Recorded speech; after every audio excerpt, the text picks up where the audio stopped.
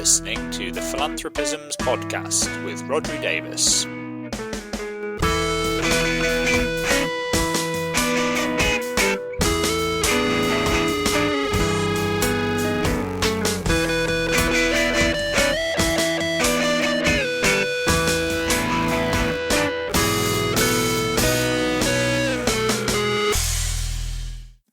Hello, you're listening to the Philanthropisms podcast. This is the podcast where we try to put philanthropy in context. I'm your host, Rodri Davis, and I am very excited this week to say that my guest is Craig Newmark.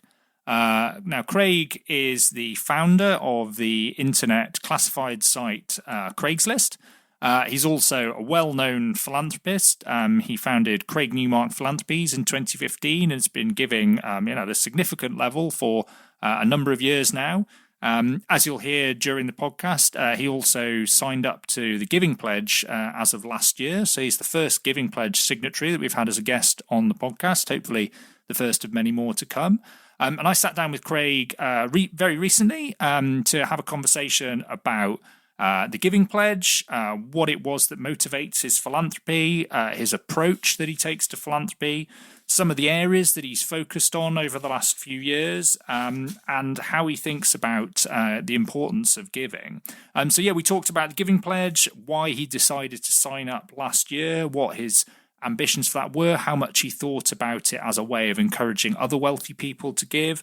We also talked about what it was that originally kind of led him to believe in the importance of giving as he was growing up and what had kind of shaped his thinking there.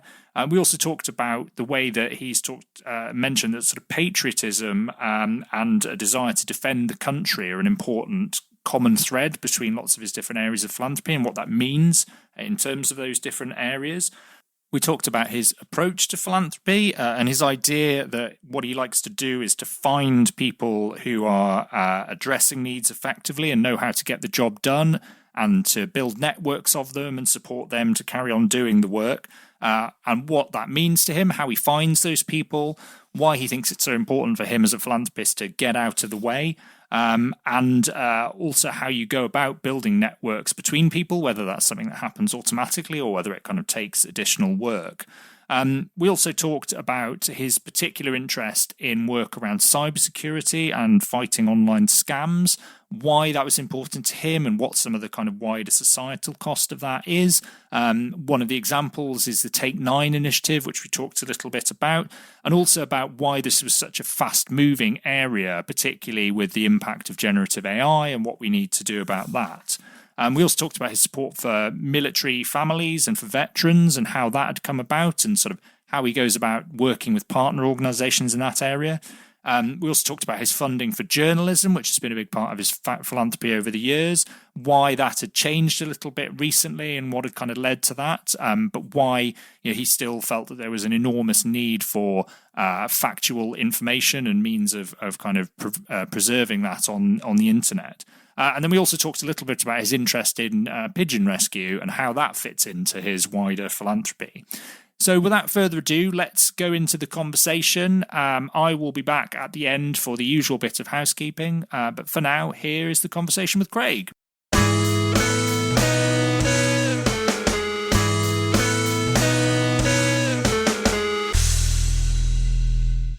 Okay, great. Well, I'm absolutely delighted to say that I'm here with Craig Newmark. Hi there, Craig.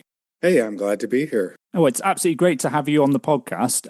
Real pleasure. So as people will know, well, they'll know anyway, but certainly from the intro that they've just listened to, you are a kind of well-known philanthropist. You were the original founder of the Craigslist service, and you've been doing giving for a long time. So there's a huge amount that I'd really love to talk to you about today. I guess where I wanted to start was one of the things that caught my eye last year was the announcement that you had signed the Giving Pledge. I was slightly surprised, only because I hadn't realised you hadn't up to that point. It sort of seemed like you were the kind of person who might have already done that. And I was really interested what it was that particularly made you decide to sign the Giving Pledge at that moment in time, given that you'd been doing philanthropy for such a long time anyway.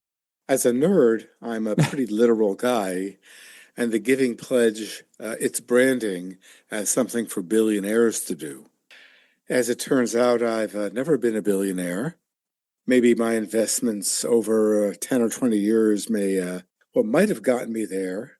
But my deal is that I decided I should sign the Giving Pledge, one, because I thought it was funny for me to do so, at least for me to do so, but also I wanted to make very public a commitment I had made to give away pretty much all my money.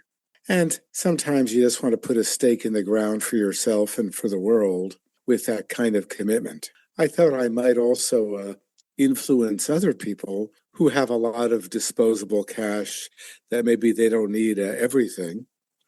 And I figured it just felt to be around the same time. I had started giving away in earnest about 10 years ago. And about a few years ago, I put all my Craigslist equity, my shares, into a US 501c4, which is a kind of foundation where you can just put everything in there. All the proceeds have to be given to charity. So that was the right timing for me. Yeah, absolutely. And you said there, and you said before that I think the quote you said was one of your aims in signing the Giving Pledge was to inspire really rich people to pony up some dough, which it sounds terrible in a British accent, I'm aware, but the sentiment I think is an important one. Is that something? Is your thinking really that you're just trying to do that by example, and that you hope that other people will see what you're doing and follow suit, or is it something that you also think about doing in other ways? Is it something you kind of speak to other wealthy people about and try to encourage them to think about philanthropy as well? I'm attempting, leadership by example. I would like to be a top-down leader as we usually think about leadership, but that requires social skills, and I'm calling back to the nerd thing. So yeah, just do your own thing and hope that other people pick up on it. Yeah. Yeah. And you sort of said, there about obviously the reason for giving in the first place is not the Giving Pledge. That's just a kind of vehicle through which that you can kind of amplify it more. You've talked a number of times that I've seen about what it is that kind of fundamentally drives your giving. And two things that struck me, you mentioned quite a lot of times a couple of your Sunday school teachers and also the musician Leonard Cohen, which I was really interested in. Maybe you could say a bit about what it was about what you learned from those two sources and how that shaped your thinking about giving and philanthropy. It's a long story, but the 11s in Sunday school, and they were Holocaust survivors, so they had a lot to say. They basically taught me that in effect, the Bible says no one enough is enough. And sometimes you need to be your brother's keeper, your sister's keeper. I tend towards wanting to take that very literally, and I shouldn't, but it did mean that I should help out, I guess, to the extent all my resources allow me to. Now, in the late 80s, Leonard Cohen started to influence me tremendously. He's my rabbi, and he and his music tell me to look at another rabbi, Jesus of Nazareth, and he said something about giving away all my possessions and feeding the poor. Again, I don't know how literally to take that, but I decided that all this means is that I should give away a lot of what I don't really need, the limits of which are subject only to the veto of Mrs. Newmark. An important veto, I would imagine, yeah. Yes. And in terms of what you've ended up focusing on, as well as sort of where it's come from, one of the things that you've suggested is a common thread to all your philanthropy is a desire to, I mean, you talked about defending the country and the importance of that. What maybe you could say a bit about what that means to you and why it's so important as a kind of guiding principle for what you do. I grew up in the 50s with World War II era parents. My dad fought in the Pacific, I think behind a desk. My mom, to the best of my knowledge, learned bookkeeping so she could replace the company accountant who I guess picked up a rifle and went overseas. So from their point of view, patriotism was an expectation. But also I grew up in a town, Morristown, New Jersey, where Washington and the Continental Army spent a couple of hard winters. And so reminders of patriotism were around me kind of all the time. My teen years were spent in a development right across the street from Washington's headquarters. So my environment and my parents kind of helped me understand that patriotism was an exception. The Vietnam War was troubling in this regards, but nowadays I'm just following through with what I learned long ago and didn't think about much until relatively recently. And it's really interesting that you mentioned there the idea of patriotism as a virtue, and it's clear that that's something that's really important to you. And I just wonder, do you think there is a challenge sometimes, particularly today, in trying to extol the virtue of patriotism without it being tipping over into being seen as sort of nationalism or getting dragged into partisanship? And in the way that you talk about patriotism, is it important to you to model a version of that is essentially the good version of being proud of your country? You're completely right about that, and I'm working on that. So far, I've gotten no negative pushback, and I just have to keep plugging away for the people who defend the country. And also, it helps to support efforts which fight scams and cybersecurity. I really do need to do more to support military families, not only in the U.S., but I have an affinity for the UK, and I do understand that UK military families and vets face some of the same challenges, perhaps the same challenges as in the U.S., and I need to do more about that, but I can't prematurely announce anything. No, that's very interesting. I'm sure there's some people listening whose ears will have pricked up at that mention. And I'd love to talk more in a moment about some of the particular areas that you fund. And you mentioned their support for veterans and also around cybersecurity. I just wanted to ask a little bit about your approach to philanthropy, which I think is interesting. So one of the things, again, I noticed in your Giving Pledge letter, you said, I'm just going to quote this because I think it's useful. You said, "My most effective approach to addressing a manageable number of needs is to build a networks of people who know how to get the job done on stuff I care about. I find the group, fund them, nudge them to work together and get out of the way." Now, there's a lot in there, I think, to unpick. I'd be really interested in that bit about finding the people who know how to get the job done. How do you go about doing that? How do you find those people that you think know how to get the job done?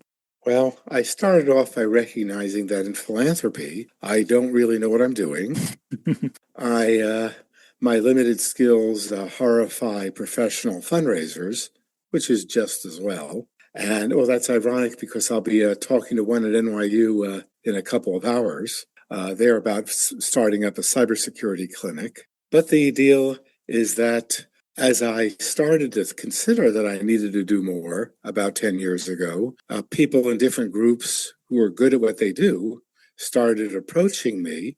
I started getting educated in different issues. And as it turns out, among them were some people who were really good at running nonprofits who were doing something that I believed in. And over time, they helped me locate other people who are good in the areas that I'm interested in. And we built networks that way of different organizations supporting nonprofits. And in some cases, these folks were good at building their own networks of either the people they need to support or other nonprofits who are good at the job. I am finding that it's unusual for a nonprofit to be really good at their job. For example, the Bob Woodruff Foundation people run a network called Got Your Six, which is nonprofits in the U.S. who support vets. They're running a network of about 400 of them, and that number is growing. Blue Star Families is running a network of chapter houses and outposts who support military families. In the U.S., the big problem is that military families get moved around the country a lot and outside as well. And when you're moved, the spouse needs to get a job very quickly, needs to find childcare very quickly. And those are very difficult because while you're looking for a job, you need childcare, but you can't afford childcare until you have a job. Yeah, absolutely. Yeah, absolute sort of classic catch-22 there. And I wondered, you've made it sort of clear there that the importance of developing networks among the organizations that you fund. And it sounds like sometimes that happens naturally or is already being done by the nonprofits. Are there also cases you found where you think it would be good for those networks to exist, but it needs a bit more work? And do you as a funder then kind of do some of that yourself, or do you bring other people in to help you build those networks? All the above is true. The deal is that some people are good at network building, some need help with it, but close to everyone needs help with communications. People often need help articulating their mission. People need help getting the word out, and they need that help getting the word out on a continuous basis. I understand the need to do that, but I lack the skills to lead in those efforts. So we do get professional help. That's a big deal right there. I had to learn over years, over decades, the need to communicate far better. But I've also learned that I will always need help in these regards, because being a truth teller requires skills that a nerd lacks. Particularly, I had to learn that being a truth teller isn't effective if you're confronted with someone who lies for a living. I'll never be a match for that. And getting help to deal with that is really, really difficult and requires professionals who are hard to find and very, very expensive. Yeah, that's really interesting. And you've said a number of times, I've been struck about, things that you're not good at. I think, you seem very kind of humble about those things and very sort of open about the things you can't do. In your view then, as a self-professed nerd, what would you view as the skills you do bring to your philanthropy? So what is it that you're bringing rather than just getting out of the way? I'm good at getting to the point. I'm not tactful enough about expressing it, and I'll face that challenge in a couple of hours or so. I've already faced it a few times earlier this morning, and I have good technology skills, but those skills become less and less important as I face major challenges. For example, I've gotten good at identifying the biggest problem that AI chat systems have, and AI search, but I'm not good at articulating the problems in tactful and constructive ways. Interesting. And I would love to come on to that in a second, because I want to talk more about your work, particularly around sort of cybersecurity. I guess just following on from what you've said there about tact, one thing I wanted to ask you, because it's clear from a lot of things that you've written and said over the years that you think it's important to have a sense of humor about things. I wondered whether you think philanthropy is sometimes guilty of being too serious. It's often a world in which it's quite difficult. I certainly find when you are somebody whose kind of natural response to things is, self-deprecating remarks or a bit of humor, it doesn't always go over that well. Do you find when you're doing your philanthropy work that actually it can be sometimes a bit tricky to use humor in ways that are effective? My sense of humor is very dry, very understated, and very absurd, and that's helped me deal with a lot of things on an emotional basis. It does help communicate more effectively normally, but I always do have to deal with folks who have no sense of humor or who maybe, they don't understand me, and no matter what I do, I can't quite break through. Not everyone's sense of humor is the same, and that's, I guess, illustrated by the difference between Benny Hill and Monty Python. But the greatest challenge I've had in the UK is chatting with folks at the BBC who, as I talk with about my sense of appreciation for British TV and fiction, I couldn't quite make myself understood. That's interesting.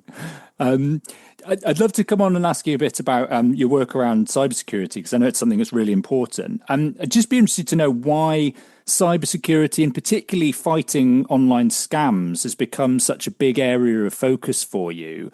And I'm really interested in how you view the kind of the wider costs for society of these issues beyond the sort of individual harms that they do. Regarding cybersecurity, that's part of my commitment to help protecting the country and helping protect their families and homes. Regarding fighting scams, that just felt like the right thing to do when I observed a problem at Craigslist, probably in the late 90s. And I figured if I was committed to what I was doing, even if it was just myself, I needed to follow through and to do what I can to seriously fight crime online. And I started getting educated, although very slowly, by talking to people committed to civil liberties and talking to cops. And I gradually learned more and did more, and then learned more and did more, fairly successfully. The biggest problem we've had are people who tend to magnify the presence of crime, both online and on the streets, because there are people who will magnify the problem to get attention as clickbait frequently, or sometimes to run scams. We have found that there are people who are people running nonprofits allegedly about fighting crime or supporting the victims of crime. Most are legitimate. Some do a great job. And then there are folks who are just using the perception of crime to run scams.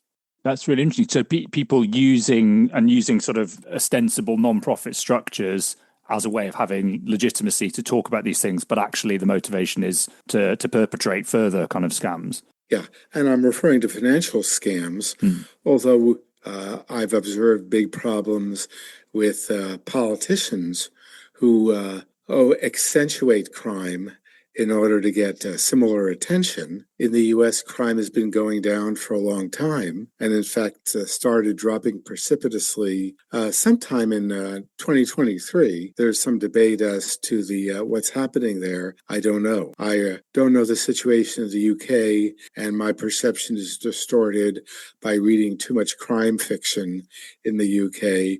For example, I fear going to Oxford because, as far as I could tell, people are getting murdered all the time there.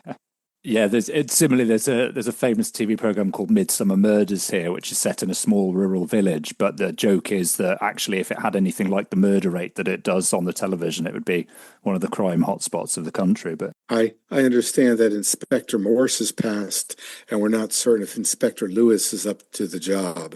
Yeah, absolutely. I wanted to ask you, one of the particular things that you've been involved in launching within the sort of cybersecurity and fighting online scams in particular is an initiative called Take 9. Just be interested to hear a bit more about how that came about, what the idea behind it is, and who it's targeting in particular. Well, the audience for the effort is everyone, and by that I mean everyone. The theme is that when you're approached online, sometimes you should take a little bit of time before responding, before considering what you might do about that. The problem is that scammers in particular rely often on a person feeling rushed to respond to something. And if you take a little bit of time and carefully look at what you're being approached about, that can help prevent problems. And so that's the theme of Take 9 speaking literally. Beyond that, it's about simple measures that regular people can take to stop scams before they can victimize you. And the same measures often are good for keeping yourself safe from other forms of crime online.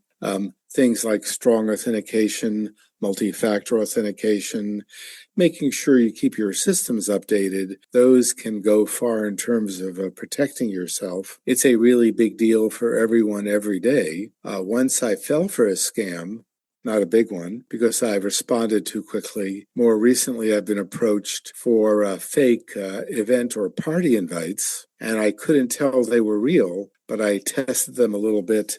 And when they were asking for my email login information, then I knew it was bad. That's a new scam.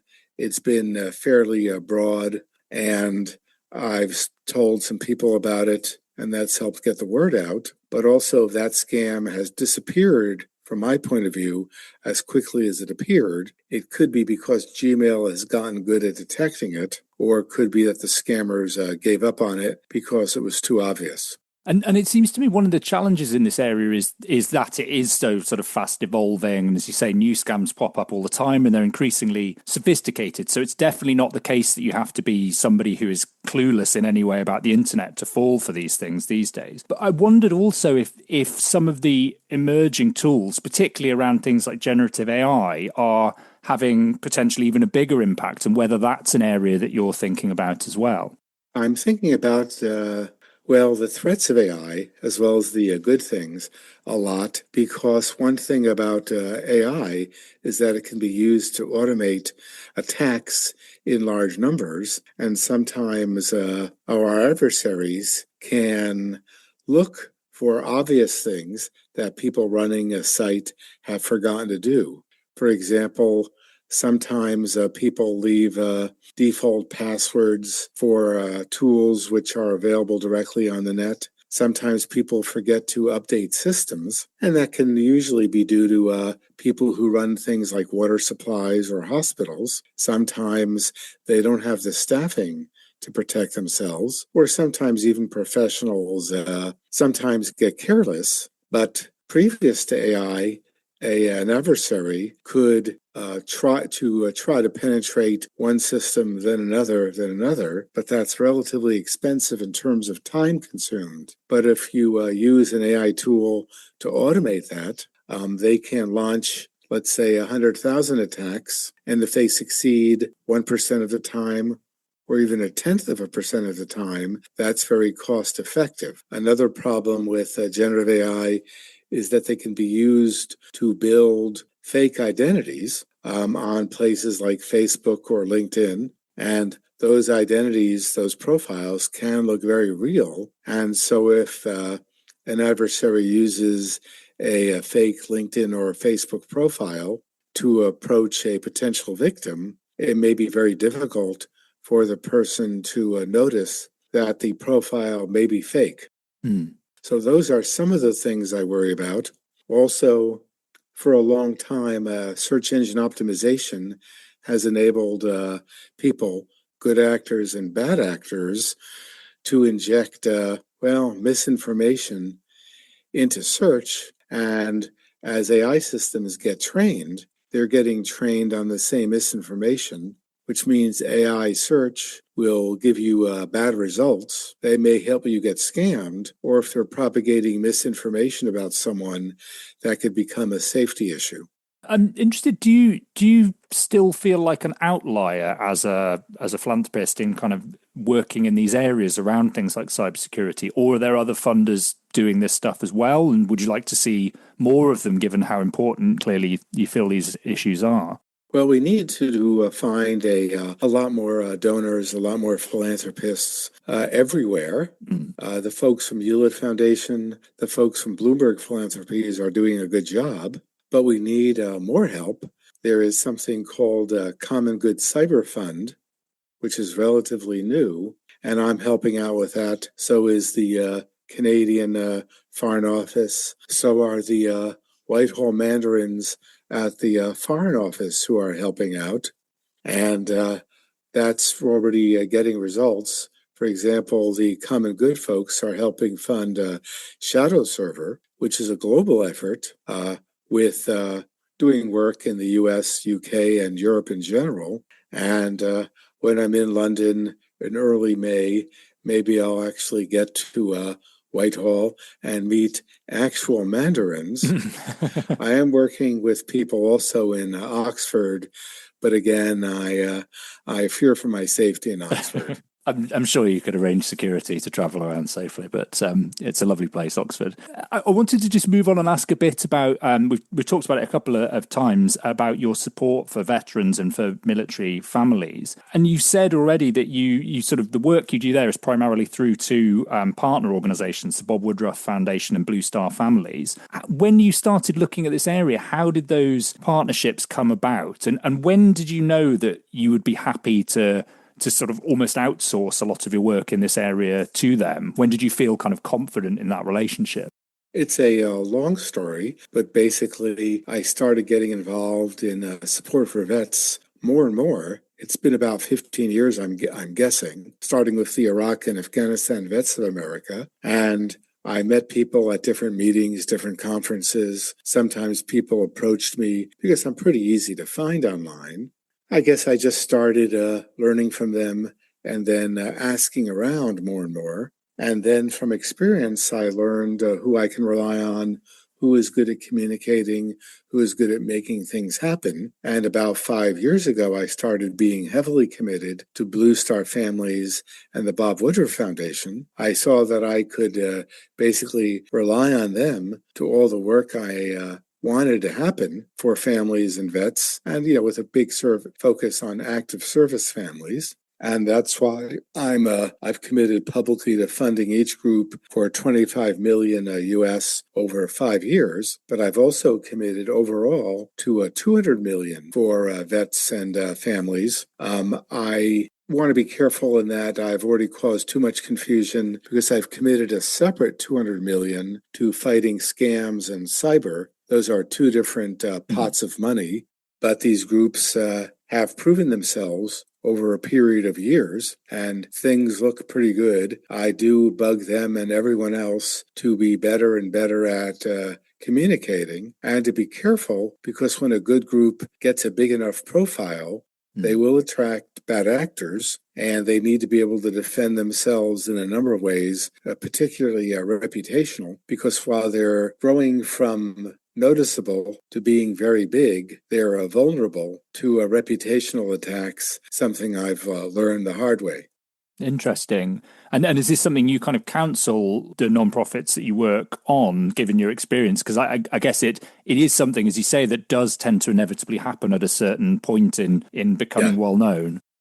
I tell them how much they need to prepare to protect themselves, and I tell them about the nature of the threats, usually misinformation attacks. But I don't have any good ideas in terms of defense, and I work with people to try to build that kind of thing, and so far haven't thought of much else that's pretty good. The deal is that I'll be speaking about that in London on May 6th. With a panel of folks, because the problem is, again, truth tellers, since they rely on fact-checking and evidence, and that's hard to do, they're always vulnerable to people who want to attack, who don't mind making up false information, and that's a big problem everywhere. And I don't have good ideas for defense. I just know that defense needs to happen. Yeah. Well, I suppose recognizing the problem and then engaging other people is kind of an important first step. And really interesting that you're going to be here in the UK talking about that. I'm not good at it. Last week, I posted something about my politics, begging for help, because I was pointing out that pretty much everything about me online, about my politics, is false. And I defined what I'm about and why. A lot of it has to do with Mr. and Mrs. Levin in Sunday school, plus Leonard Cohen. And so I started pushing that. Basically, I adhere to the philosophy of the founders of the U.S., adding Lincoln into that. The only term I can find that applies to me, which I really don't use, is that I'm an American system Whig, different than the British Whigs, but when I refer to that party, no one knows what I'm talking about. That's the challenge, isn't it? If you do find a term that works but doesn't have common currency, that's you have to do so much more explaining. You mentioned there, I was just interested, actually, you sort of talked about some of the challenges in the fact that some of this is about kind of getting truthful information and fact checking. And one of the other things that you've been known for over the years is support in that field and around journalism as well. I was just interested in what it was that kind of drove your interest in that area. And I know you're still involved in supporting the City University of New York journalism program, and kind of what it is particularly about that program that you kind of think is important and you find, that keeps you funding that. Well, my politics and my view on the press were pretty much formulated in a U.S. high school around 1970. I was in a really good class for U.S. history and civics, and my way of articulating that is that I say a trustworthy press is the immune system of democracy. And to that end, we need journalism, which is all about getting the right information out there based on actual evidence and actual facts. I did support a number of organizations dedicated to that. None of them proved to be very successful, and they were really good at understanding the problem, but really bad at defending themselves. The exceptions Well, there's the journalism school at the City University of New York. I think it was originally King's College. And the deal there is that they're very good at training trustworthy journalists. They're also really good at providing opportunity for people who may never get a chance. And they're very good at getting people placed in good journalism jobs. They have a very high placement rate. They're very good at helping people graduate with little or no student debt. So that's pretty good. Maybe more importantly, I'm supporting significantly the global organization which does the best job of providing a place for trustworthy information. That's Wikipedia. I'd like to say that Wikipedia is where facts go to live. They have evolved systems which can enlist large numbers of people to put up articles which are reasonably fact-checked, reasonably trustworthy. And when things go wrong, typically Wikipedia heals itself. More work needs to be done, but right now Wikipedia does the best job of anywhere I know about getting things right and then fixing things when something goes wrong. A lot of newspapers do try to get things right the first time, but they're not good at fixing things that go wrong. They're not good at corrections. Yes. And I noticed the Wikipedia pennant actually behind you as we're having this call. So I was going to ask about your support for Wikipedia. And you said kind of why that is there. Just be, as a follow-up, I'm really interested in if you feel that model that Wikipedia has in particular is sort of powerful when it comes to combating misinformation and making sure there's sort of factually accurate information on the web. Is there work to be done in kind of getting that approach disseminated more widely across the information ecosystem so that it's not just contained within Wikipedia? I think Wikipedia is broadly used already, for example, in Google search.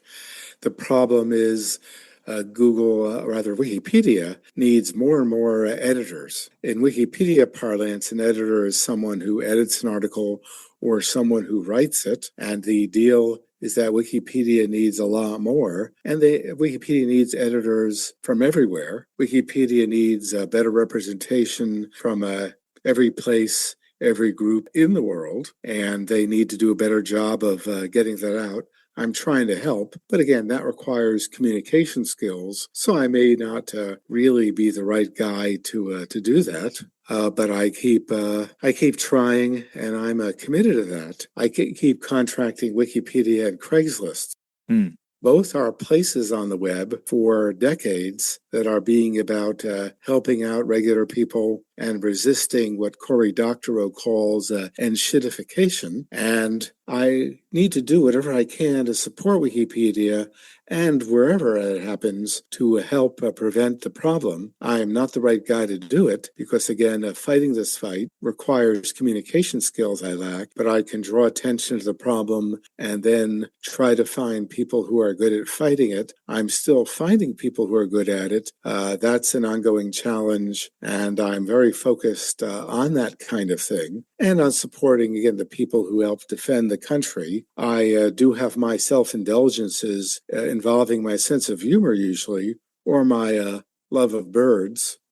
And this week I did visit the Wild Bird Fund, which is a sanctuary in New York, which does nurse a lot of birds, particularly pigeons, back to health. I've observed that you have a pigeon or two yourself in your backyard.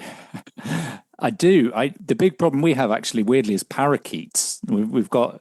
They're a big invasive species in the UK, and they're lovely, but they're very dominant, so they're actually out-competing pigeons and all the other birds at the moment. But I have very mixed feelings about that because I love seeing, for example, the wild parrots in San Francisco. I'm just shocked to see the pigeons in your backyard because I didn't know there were pigeons in the UK.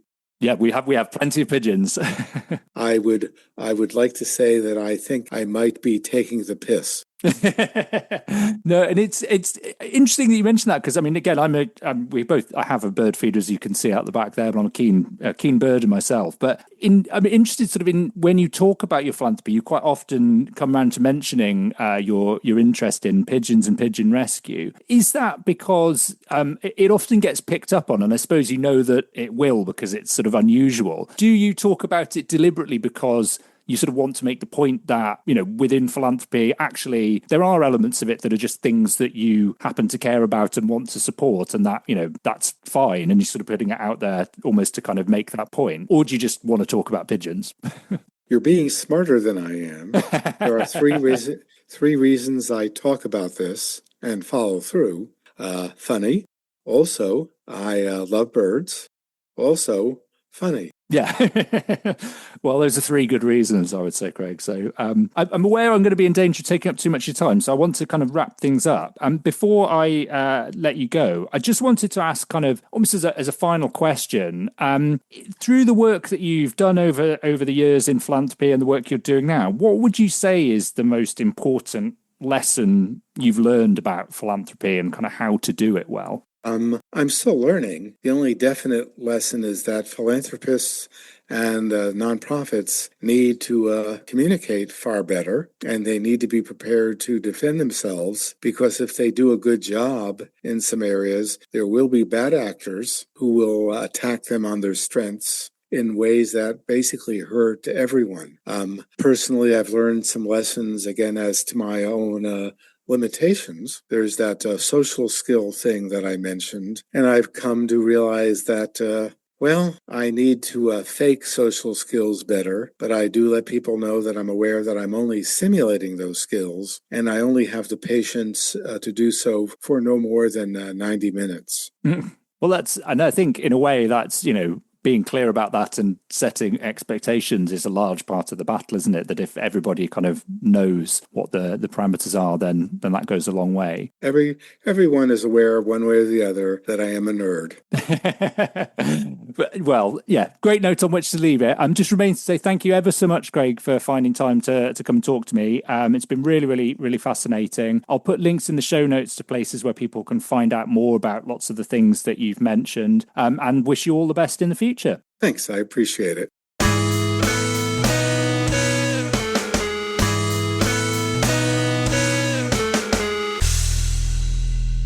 Okay, great. Well, my thanks again to Craig for coming on the podcast. I have to say, when the email popped into my inbox suggesting that I might want to speak to Craig Newmark, I initially thought it was an online scam, but when I realised it wasn't, I was very keen to do so, and it was great to have a chance to talk to him.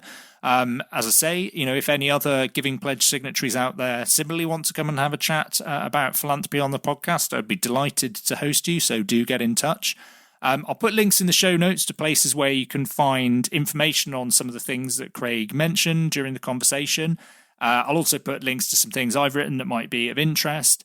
If you're interested in more broadly in issues around philanthropy and civil society, do check out the website, whyphilanthropymatters.com. You can find all the back episodes of this podcast, lots of articles, guides, long reads, and newsletters, that kind of thing.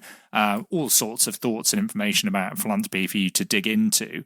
If you've got ideas for people that I could talk to on the podcast in future, or topics that we could cover in other ways, do drop me a line. You can find my contact details on the website. If you want to follow me on social media, by all means do that. I'm mostly on LinkedIn these days, but I'm also a little bit on Blue Sky. Other than that, it just remains to say like, subscribe, share with people. If you know people that you think might enjoy the podcast or might benefit from it, do spread the good word. I think word of mouth goes a long way. And other than that, I will see you next time. Bye!